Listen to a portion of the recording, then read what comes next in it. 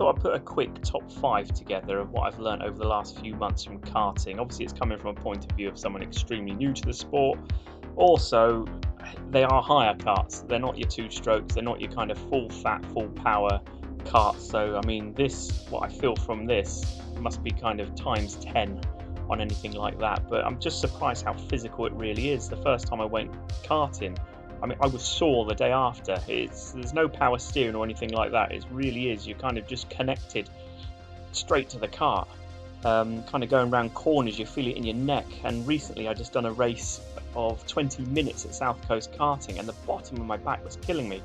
It's a kind of constant turning right, and it really, really kind of felt it on the wrists and in the back. So maybe I've just got to kind of build up them muscles, or maybe I've got to turn a bit more from the shoulders, but we'll see how it goes. But you can also have a few prangs, a few crashes, and although you don't feel it at the time, kind of on the drive home you feel it.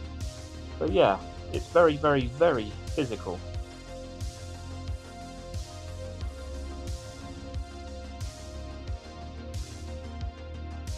Number 4, nothing handles like a go-kart. You're always told by everybody that, oh, my car handles like a go-kart, but I mean, quite obviously they don't. There's nothing else quite like it.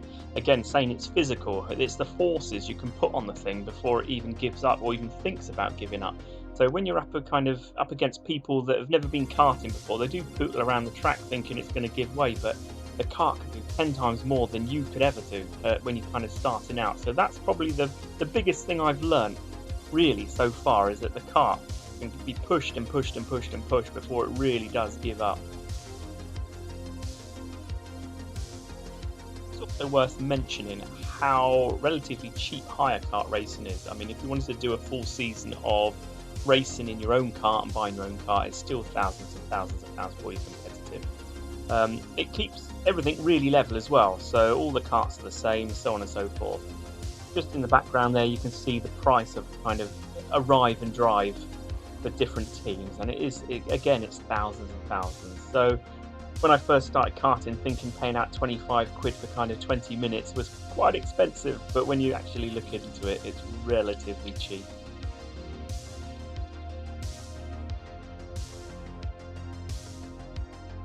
I was also quite surprised how kind of competitive hire kart racing is. There's a few brands on the screen there, plus South Coast Karting. Lots of places, lots of tracks like them do their own championships.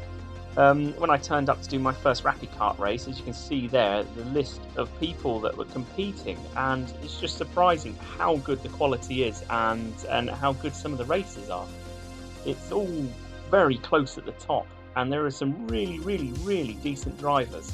And again, I wasn't expecting this. I thought it was going to be kind of real casual, but it's bizarrely competitive, and that is really, really appealing for me. So I kind of look forward to getting stuck in.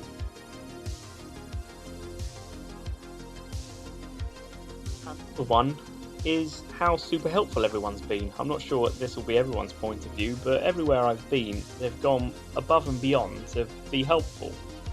I started off at Southwest Karting at Haynes, apprehensive as always with everything with me, and the staff there have been fantastic. They could not have done more, and I think that's probably really what kept me going and sticking with it. Again, at Rappy Kart race, everyone made a point of saying hello, everyone had a good chat, they answered my questions, and were extremely, extremely helpful, and again, that kind of puts you at ease. Needless to say, for the people that I've met along the way, just random people that have gone to various different places, it's just a daft video of me accidentally leaving the camera on, and I've blurred out their faces for the kind of save their own embarrassment. And everyone come up to me at the end, shook my hand, had a chat, and it was just a really nice afternoon. And it just makes it. I come from a football background where this isn't always the case, where it can be quite bitter and twisted and clicky.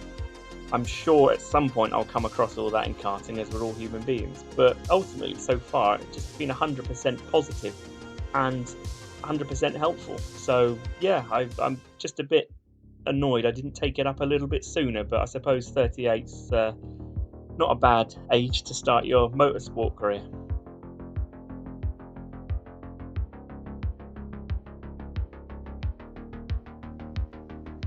Well, thank you for watching. That was just a quick top 5. I'm sure I'll do a few more as I go along.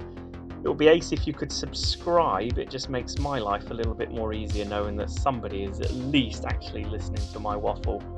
Perhaps there isn't, but who knows. And hopefully see you out on track sometime.